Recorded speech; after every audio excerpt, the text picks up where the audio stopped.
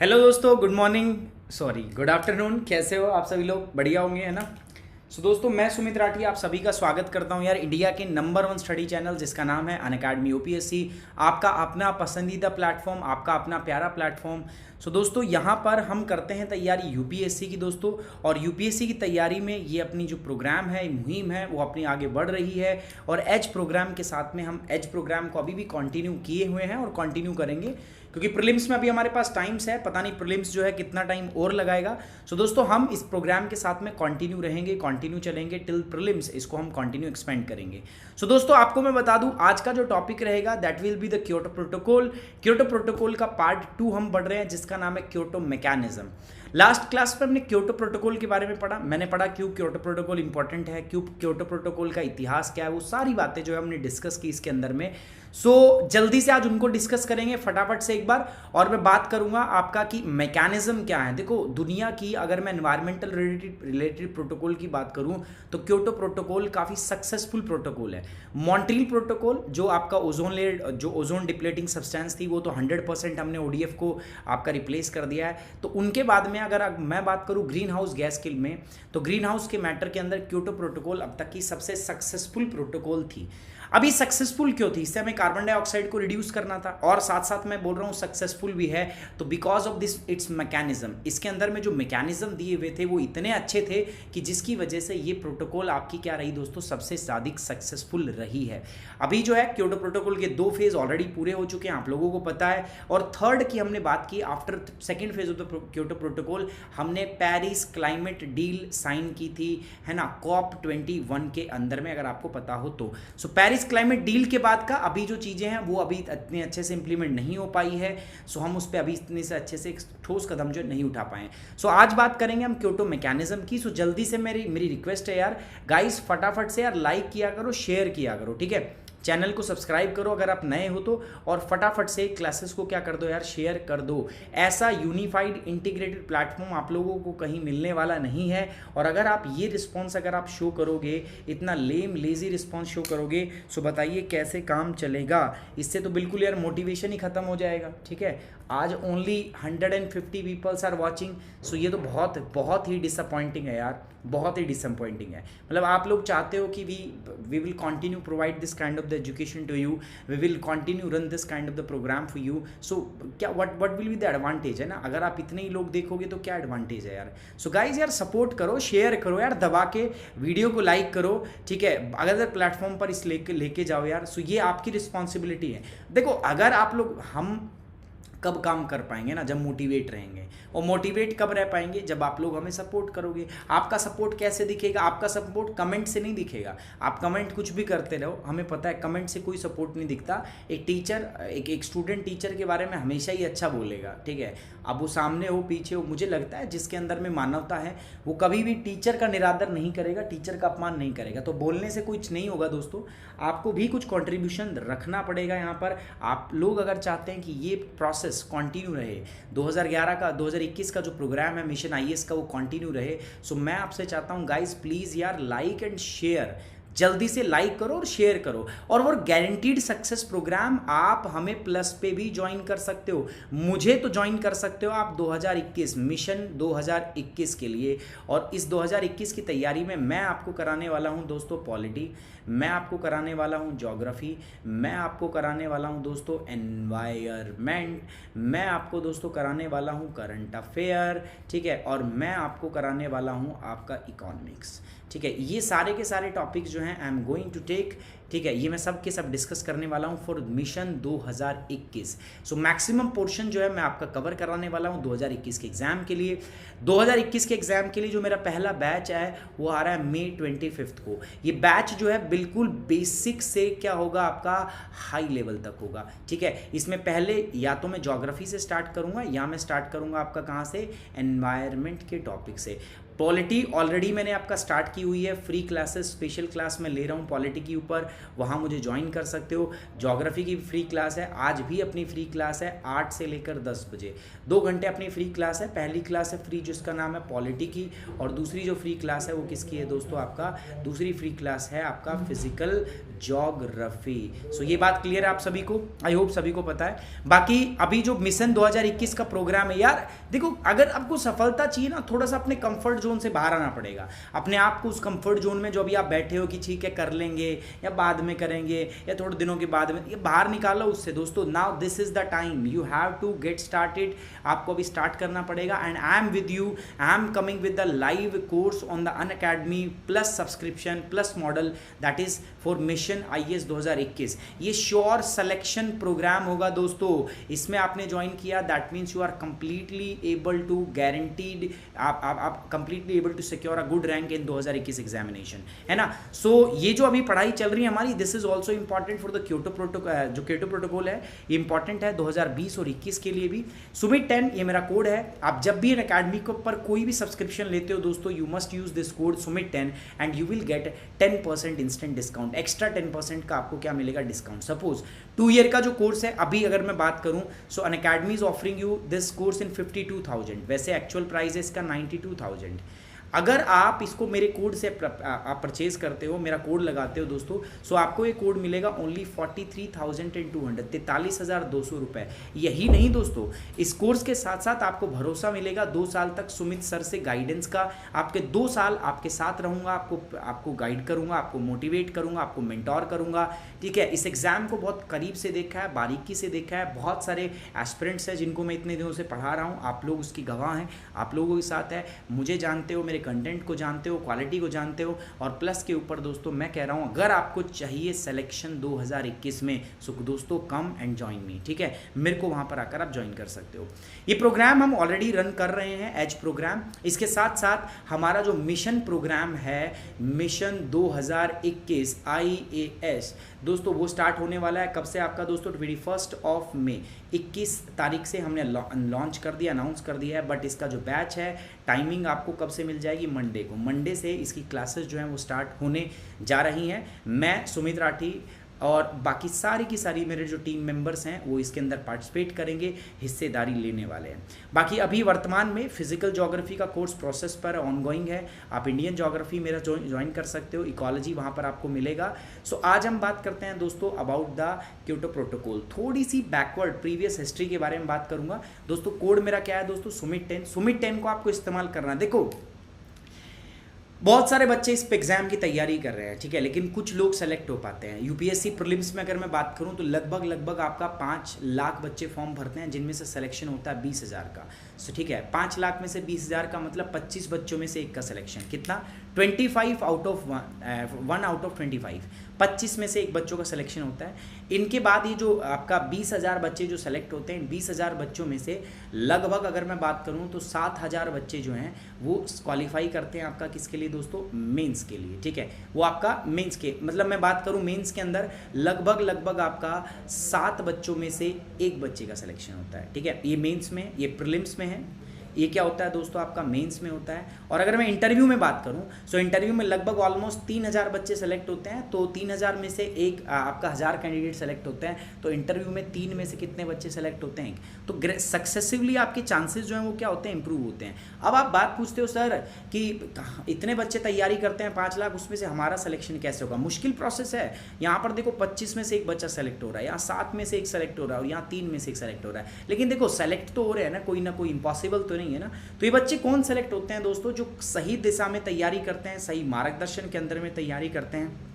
और उसके लिए दोस्तों ज़रूरी है आप लोगों को सही गाइड किया जाए, सही मेंटोर किया जाए, सही दिशा दिखाई जाए। आप उस दिशा के लिए मेरे पे भरोसा कर सकते हो। And you can join me on the Unacademy plus by using this code Sumit 10। सफलता का एक ही पर्याय है दोस्तों, सुमित 10 आप यूज़ करो and you will able to secure a very good rank in 2021, I guaranteed you, ठीक है। सो आज हम बात करते हैं दोस्तों किसकी, क्योटो प्रोटोकॉल। जल्दी से मैं कुछ बातें दिखाना चाहूँगा दोस्तों। 1992 के अंदर में आप लोग जानते हो तो रियो के अंदर एक समिट होती है, उस समिट की 3 आउटकम आती है।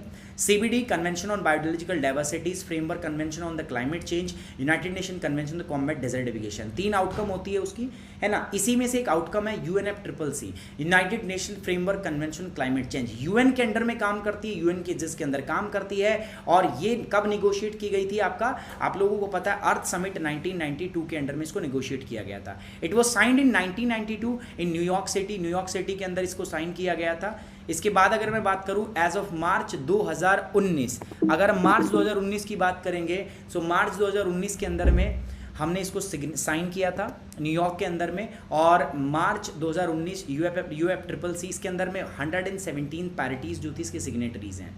ऑब्जेक्टिव क्या था, UNFCCC का ऑब्जेक्टिव है किस प्रकार से हमारी जो ग्रीन हाउस गैस है इनको आप क्या कर सको, आप स्टेबलाइज कर सको, ये इसका उद्देश्य था। ठीक है, बहुत बढ़िया बात है सर, उद्देश्य था। This treaty is consider as legally non binding. देखो ये जो ट्रीटी थी ना, संधि हमने की थी, ये लीगली क्या है दोस्तों, नॉन बाइंडिंग। नॉन बाइंडिंग का मतलब समझते हो कि आप पर बाध्य नहीं है, मानना है तो मानो, नहीं मानना है तो कोई दिक्कत वाली बात नहीं। It's not legally non binding. ऐसा नहीं कि जिसने UNFCCC को हस्ताक्षरित कर दिया अब उसके ऊपर कोई बाध्य आ गया, उसको उस पर कोई टारगेट नहीं, ऐसा कुछ नहीं है। द ट्रीटी इटसेल्फ से नो बाइंडिंग। इस ट्रीटी के द्वारा कोई बाइंडिंग लिमिटेशंस या टारगेट जो है ग्रीन हाउस रिडक्शन के, एमिशन के, वो सेट नहीं किए जाते हैं। अच्छा, अब इसकी बात करते हैं। मैंने क्या बोला, 197 कंट्रीज थे जिन्होंने को साइन किया। अब वो 97 कंट्रीज है ना, उनका एक ग्रुप है, उनकी हर साल एक बैठक होती है। हर देश के लोग जो इसमें भाग लेते हैं, दुनिया के अलग अलग हिस्सों में बैठक होती है। और उस बैठक को हम बोलते हैं दोस्तों क्या, कॉन्फ्रेंस ऑफ पैरिटीज, COP। क्या बोलते हैं उसको दोस्तों, COP, conference of parities. So conference of parity जो है, this is the supreme decision making body of the convention. ये जो इस कन्वेंशन है ना, ये जो कन्वेंशन हम पढ़ रहे हैं, इसकी सुप्रीम डिसीजन मेकिंग बॉडी है कौन, आपका COP, कॉप, है ना। मतलब पूरे डिसीजन जो है इस पैरिटी के, इस आपका इस ट्रीटी के तहत जो सारे डिसीजन है दोस्तों, वो कौन लेता है, कॉन्फ्रेंस ऑफ पैरिटीज, कॉप जो है वो इसमें डिसीजन लेता है। सो कॉप जो है दोस्तों, वो एक सुप्रीम डिसीजन मेकिंग बॉडी है इस कन्वेंशन की। मतलब जितने भी फैसले हैं वो कॉप के द्वारा लिए जाते हैं। मैंने बता दिया सारे स्टेट्स जो है इसके अंदर में आपके हिस्सेदार होते हैं। पहली बर्लिन में हुई थी, और जो क्योटो प्रोटोकॉल है, कॉप की तीसरी मीटिंग है ना, कॉन्फ्रेंस ऑफ पार्टी की जापान में हुई थी। एक जगह थी जिसका नाम है क्योटो, वहाँ पर हुई थी। So it was famous, Kyoto protocol came into exist. यहीं से क्योटो प्रोटोकॉल जो थी वो आपके एग्जिस्टेंस के अंदर में आई थी। क्योटो प्रोटोकॉल की अगर मैं बात करूँ तो एक इंटरनेशनल बाइंडिंग एग्रीमेंट था जो हमने UNFCCC के अंडर में हमने साइन किया था। International binding emission reduction target, हमने इसके अंदर में कार्बन ग्रीन हाउस गैस को रिड्यूस करने की बात की है। ठीक है, हम चाहते हैं कि जो इसके अंदर हमने जो प्रिंसिपल है वो क्या लिया है दोस्तों, आपका कॉमन बट डिफरेंशिएटेड रिस्पॉन्सिबिलिटीज। हमने सारी जिम्मेदारी किसको दी है, हमने डेवलप्ड नेशन को दी है कि उन्होंने 150 साल पहले हमसे इंडस्ट्रियलाइजेशन स्टार्ट किया था, they are responsible for that. ठीक है, हमने बात किया था कॉमन बट डिफरेंशिएटेड रिस्पॉन्सिबिलिटीज, हमने बात की थी उसकी। हमने बात की थी क्योटो प्रोटोकॉल कब साइन हुई, कब फोर्स में आई दोस्तों, रूल कब बने, 7वीं COP7 की मराकस समिट के अंदर में, है ना। फर्स्ट जो आपका कमिटमेंट पीरियड है वो कब स्टार्ट होता है, 2008 से। 2008 से लेकर पहला कब तक है, 2012। दूसरा कब से कब है दोस्तों, 2012 से लेकर 2020। ठीक है, सो सेकंड कमिटमेंट पीरियड जो है वो दोहा राउंड जो हुआ था उसके अंदर में डिसाइड किया गया था। दोहा राउंड कब हुआ था, आपका एंड के, आपका जो 2012 के एंड के अंदर। और वहीं पर COP18 की मीटिंग हुई दोहा कतर के अंदर नवंबर 2012 में, और वहाँ पर हमने फैसला किया कि हम इस प्रोटोकॉल को आगे एक्सटेंड करना चाहते हैं, हम सेकंड पीरियड लेके आना चाहते हैं। ठीक है, सेकंड पीरियड हमने आया, सेकंड पीरियड के लिए हमने इसको एक्सटेंड किया। और सेकंड पीरियड कब से कब था दोस्तों, 2012 से 2020 तक के लिए था। 2020 में एंड हो जाता है। और 2020 के बाद में दोस्तों हमने क्या किया, हमने 2020 के बाद में अभी पेरिस क्लाइमेट डील की है। कब की है, पेरिस क्लाइमेट डील जो है COP21 की मीटिंग के अंदर हमने पेरिस क्लाइमेट डील जो है वो साइन की है। ये बात समझ में आ रही है। अब कॉमन बट डिफरेंशिएटेड रिस्पॉन्सिबिलिटी क्या होती है, देखो हमने क्या मानना है कि ठीक है आज तो सभी ग्लोबल ग्रीन हाउस, आप तो सभी ग्रीन हाउस गैस एमिट कर रहे हैं ना, भाई इंडिया भी कर रहा है।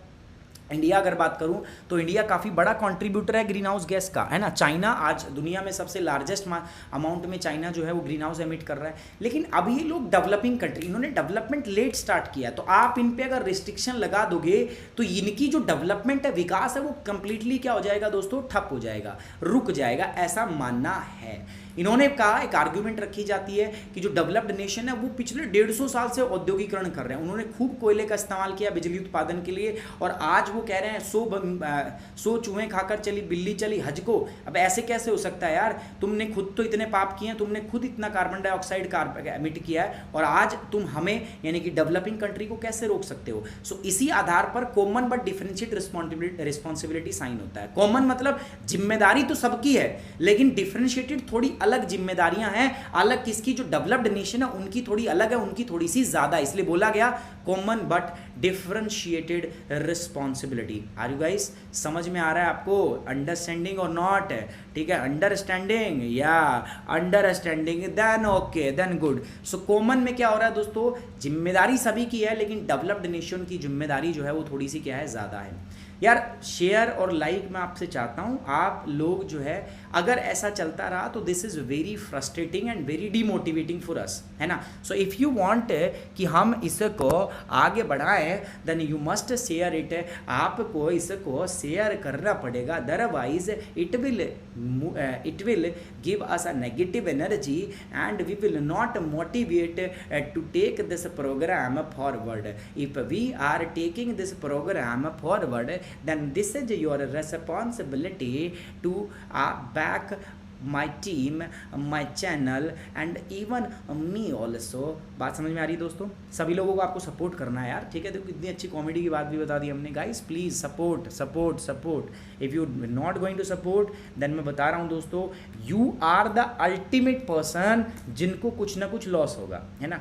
Nobody is going to lose but you are going to lose and definitely, है ना। This program will end up here and if this program will end up here, है ना। आप समझ सकते हो फिर क्या होगा। You all have to go for those courses, आपको वहीं जाना पड़ेगा, और कोचिंग के अंदर ऑफलाइन अभी चल भी नहीं रही, आपको फिर वेट करना पड़ेगा, है ना।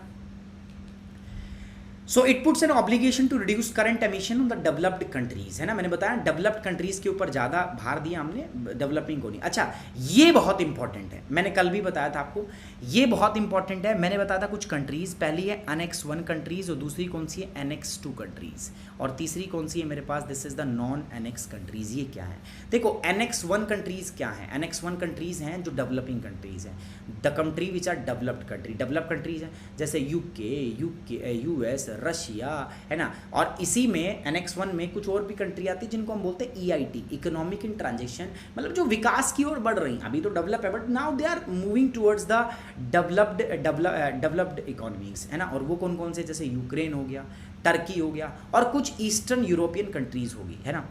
एनेक्स 2 कंट्रीज क्या है, these are developed countries. Annex 2 is subset of annex 1, ये एनेक्स 1 का हिस्सा है, बट इन पे ना जिम्मेदारी, ज़्यादा डेवलप कंट्री, इन पे जिम्मेदारी है कि जो EIT है, इकोनॉमिक इन ट्रांजिशन है, इनको फंड देना पड़ेगा, है ना। इनकी सहायता करनी है, इनको आगे बढ़ने के लिए इनको टेक्नोलॉजी देनी है ना। इनको भैया तुम्हें असिस्ट करना पड़ेगा, पैसा देना पड़ेगा, सारी चीज़ इनको देनी पड़ेगी।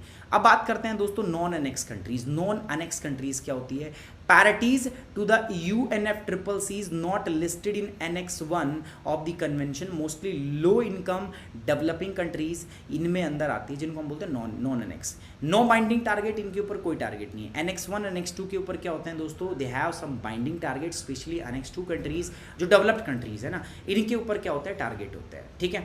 उसके बाद देखो LDC क्या होता है, लीस्ट डेवलपिंग, इन पे नहीं है। एनेक्स 1 के अंदर लिस्ट दी गई है और इस लिस्ट में क्या है, वो गैसेज हैं जिनको हमें रिड्यूस कर रहा है। There are the 6 gases, carbon dioxide, methane, nitrous oxide, hydrofluorocarbon, perfluorocarbon, sulphur hexafluoride, इनको हमें रिड्यूस करना है। एनेक्स B कंट्रीज कौन सी है, this gives annex 1 countries develop कर। एनेक्स B में ना वो कंट्री आती है जो एनेक्स 1 कंट्री है, इनके ऊपर ना भाई साहब कंपलसरी रिडक्शन टारगेट है। समझ में नहीं आई बात? Annex 1 develop country plus economic इन ट्रांजिशन, जो ट्रांजिशन में, पहली बात, ठीक है। दूसरी बात अगर मैं करता हूं, अपने आप को मैं हाइड कर लेता हूं पहला यहां पर क्या है, इकोनॉमिक, भाई फर्स्ट जो है ना इसके इकोनॉमिक और ट्रांजिशन, EIT और डेवलप कंट्री। एनेक्स 2 के अंदर क्या है, सिर्फ डेवलप कंट्री, इनका काम क्या है, एनेक्स 2 में वो कंट्री होंगी। एनेक्स 2 हमने क्यों बनाया, ताकि हम एक क्राइटेरिया बना सके। क्या क्राइटेरिया, जो EIT है भाई इसको सपोर्ट करना है ना, पैसा देना पड़ेगा, तो वो कौन देगा, एनेक्स 1, समझ रहे हो। तो एनेक्स 1 के अंदर तो हमने दोनों रख दिए, कौन सा, पहला हमने रख दिया आपका डेवलप्ड और दूसरा हमने क्या कर दिया, इकोनॉमिक इन ट्रांजेक्शन। अब हमने बोला सर एक एनेक्स 2 बनाते हैं, एनेक्स 2 का काम क्या होगा, जो EIT इसको पैसा देगा। तो बेसिकली जो डेवलप्ड है ना, ये हमने कहाँ पर रख दिए, यहाँ पर रख दिए। अब ये जो डेवलप्ड है ये इसको क्या करेंगे, पैसा देंगे। तो this is NX1 and this is NX2। अब आता है NXA और NXB। NXA में वो लिस्ट बताई गई है, वो 6 गैस बताई गई है जिनको आपको रिड्यूस करना है। और NXB जो है ये वो कंट्रीज हैं जिनके ऊपर कंपलसरी रिडक्शन टारगेट है, मतलब इनको तो ग्रीन हाउस गैस कम करनी ही करनी है। जैसे एग्जाम्पल है USA का, ठीक है, USA को अपना एमिशन कट डाउन करना बाय 7%, है ना। सो ये कंट्रीज जो हैं ये आपकी कौन सी कंट्रीज हैं, these are the NXB countries. So यहाँ पर एक वर्ड याद रखना है यहाँ से, दिस इज NXB कंट्रीज, क्योंकि इसका ना मैं यूज करने वाला हूँ अभी। आपको पता चला NXB कंट्री कौन सी है भाई। NXB कंट्री वे डेवलप्ड कंट्री हैं जिनके एमिशन टारगेट दिए गए हैं, ठीक है। जैसे इसमें मैं बात करूं तो कौन सा हो सकता है, यूके हो सकता है इसके अंदर, ठीक है, इसके अंदर यूके हो सकता है, यूनाइटेड किंगडम हो सकता है, इसके अंदर दूसरा क्या हो सकता है आपका गाइस, इसके अंदर USA हो सकता है, ठीक है, ये हो सकता है। तो these are the developed nation, ये डेवलप्ड कंट्री हैं और इनके अंदर एमिशन रिडक्शन टारगेट जो है वो होते हैं। यहाँ से आपको एमिशन जो है वो क्या करना होता है, कंपलसरी है, इनको रिड्यूस करना होता है। समझ में आ रही बात आपको गाइस सभी को, दिस इज क्लियर और नॉट। फटाफट आप मुझे कमेंट बॉक्स में बता सकते हैं क्या ये चीज़ आपको क्लियर है या नहीं है, है ना। सो जल्दी से फटाफट मुझे कमेंट बॉक्स में, और गाइज यार प्लीज़ यार शेयर करो। और जो मैं बता रहा हूँ आपको दोस्तों, मिशन IAS 2021 ये प्रोग्राम जो है वो आपके लिए आ चुका है दोस्तों। मिशन IAS 2021 का प्रोग्राम, मैं चाहता हूँ आप लोग इससे जुड़ें और इसको फटाफट से दोस्तों क्या करें, जल्दी से जल्दी इसको बाकी लोगों को अपने साथ में जोड़ें।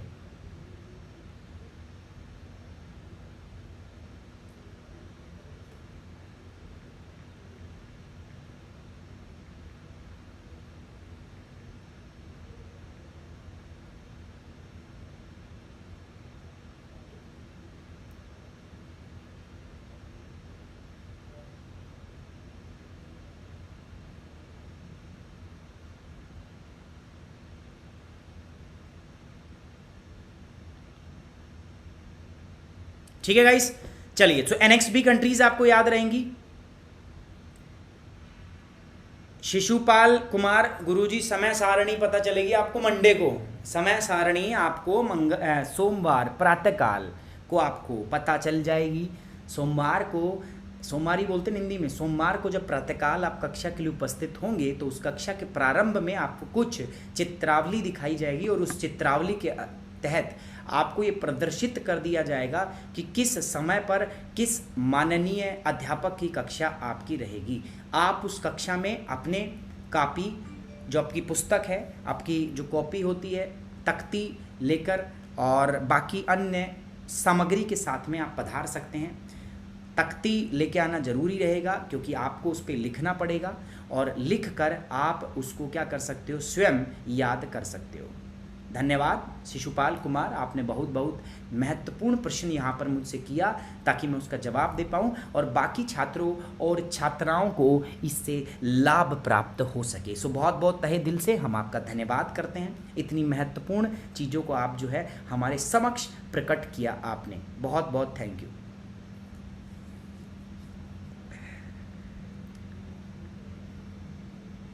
तुम हल्के में ले रहे हो मेरे को, 8 लैंग्वेज आती है मेरे को, हिंदी, इंग्लिश, उसके बाद हरियाणवी, उसके बाद मुझे आती है चाइनीज़, लैटिन, स्पेनिश, फ्रेंच, कितनी भाषाएं आती है आप सोच नहीं सकते, ठीक है। सारी भाषाओं का मुझे ज्ञान है, ठीक है। और वो जो पिक्चर नहीं थी आपकी बाहुबली में जो वो बोलता था काल के, ठीक है, उस लैंग्वेज का नाम है कल्कि, वो भी मेरे से ही चल के चली है, आपको पता है, वो भी हमने ही तो बनाई है, मैं नहीं बनाई थी, लिखी मैंने उसकी, अभी मैं उसकी पूरी ग्रामर लिख रहा हूँ, इसलिए तो टाइम नहीं लगता कई बार, है ना, बहुत वजन है, बहुत बर्डन है दोस्तों। चलिए आगे बढ़ते हैं दोस्तों। सो NXB कंट्रीज यहाँ से याद रहेगा ना आपको, यहाँ से आपको NXB याद रहेगा या नहीं रहेगा। सो NXB का मतलब क्या होगा, वो कंट्री दोस्तों जो डेवलप कंट्री है और जिनके ऊपर एमिशन रिडक्शन के टारगेट आपके हैं। इज क्लियर, सभी को क्लियर है। चलिए अब ये मैंने मैप बताया था कौन कौन सी कंट्रीज़ कहाँ कहाँ आती है और कहाँ कहाँ नहीं आती है। अब मैं बात करता हूँ दोस्तों क्योटो मैकेनिज्म।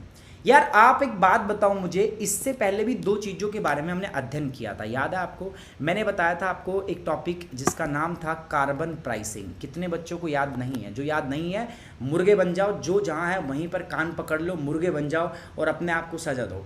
मुर्गा बन जाना है आपको और दीवार में सर मारना है, दौड़ा दौड़ा पीछे दौड़ के आओ, दीवार में सर मारो, है ना, आगे से भी सर मारो और ऐसे ही बैक रिवर्स गियर में जाओ, और रिवर्स गियर में जब जाओ तो अपना जो पीछे वाला हिस्सा है वो तेज से दीवार से टकराओ, है ना, दीवार को गिराना नहीं है बिल्कुल भी, है ना। ये एक्सरसाइज आपको 3 से 4 बार करनी है ना। हमें इसका शुद्ध हिंदी विवरण जो है शिशुपाल साहब देंगे कि किस प्रकार से आपको करना है। आपको मुर्गा बन जाना है, कुकड़ू कुकड़ू करते हुए, जिसको नहीं पता आगे की तरफ प्रस्थान करना है तेज गति के साथ, और उसी तेज गति के साथ आपको अपने जो शरीर का जो पिछला हिस्सा है उसको दीवार से पीछे की तरफ प्रस्थान करके दीवार से आपको लगातार हिट करते रहना है। ये हिट तब तक करना है आपको दोस्तों, तब तक लाल ना हो जाए और साथ ही साथ आपको याद ना हो जाए, है ना, क्योंकि मैं तो पिटाई नहीं कर सकता अब तुम्हारी, तो आपको खुद ही पिटाई करनी है ना। जिसको याद नहीं है ये उनके लिए, याद रखें ये प्रावधान जो है ये उन्हीं के लिए कमल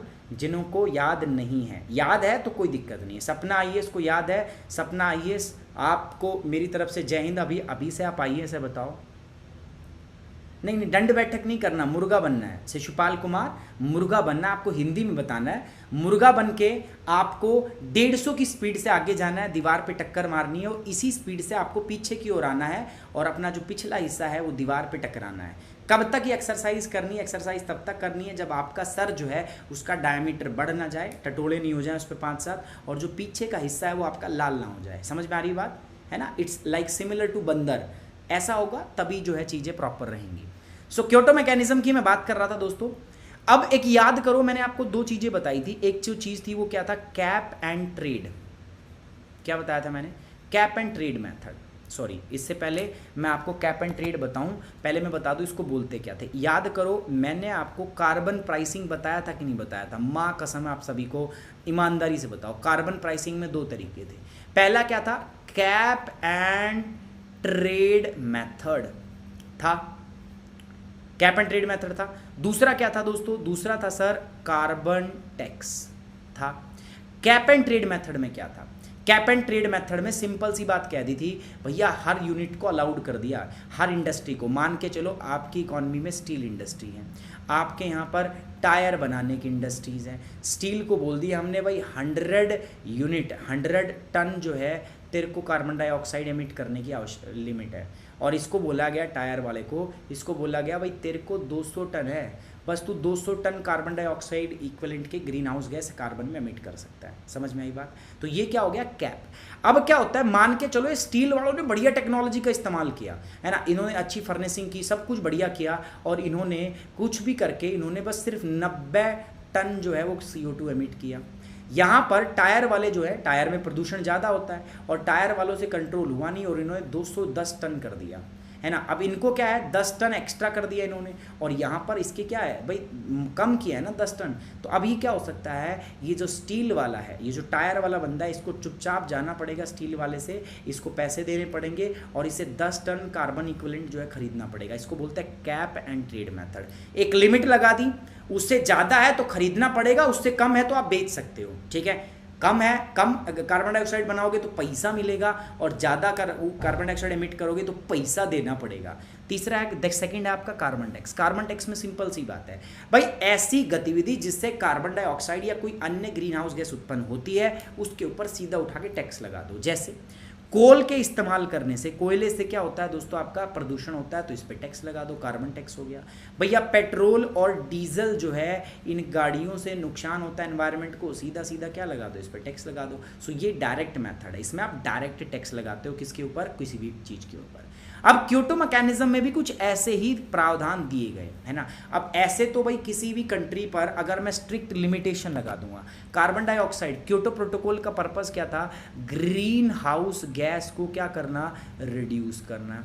अगर मैं सोचूं स्ट्रिक्ट होके, मैं कह दूं भाई स्ट्रिक्ट एमिशन टारगेट दे दिए मैंने सबको, मैंने बोल दिया भैया इससे कम नहीं करना, अगर इससे कम तूने किया, इससे ज़्यादा किया तो भाई तेरे को सजाए मौत है, मान के चलो, हम ऐसा स्ट्रॉन्ग मैकेनिज्म बना दे। यूएन के अंडर में चलता है पूरा मामला। सो यूएन कोई ऐसा स्ट्रॉन्ग रूल बना दे कि जिस देश ने ग्लोबल ग्रीन हाउस गैस इससे ज़्यादा एमिट किया उसकी खैर नहीं है, उसको क्या कर दिया जाएगा, सजाए मौत दे दी। इतना स्ट्रिक्ट कर दे हम, सोचो। तो डेवलपमेंट ही बिल्कुल कंसाइज हुई, फिर तो डेवलप ही नहीं कर सकता ना, फिर तो कंट्री ग्रो ही नहीं कर सकती। सो उसको तो कोई मानता ही नहीं, उस ट्रीटी पर कोई हस्ताक्षर ही नहीं करता। लेकिन सभी लोगों ने इसको माना, इसका पालन किया, और उसके फलस्वरूप आपका एनवायरनमेंट में से, पर्यावरण में से ग्लोबल ग्रीन हाउस गैस जो है वो कम होती है। उसके पीछे है रीज़न, इसके 3 मैकेनिज्म।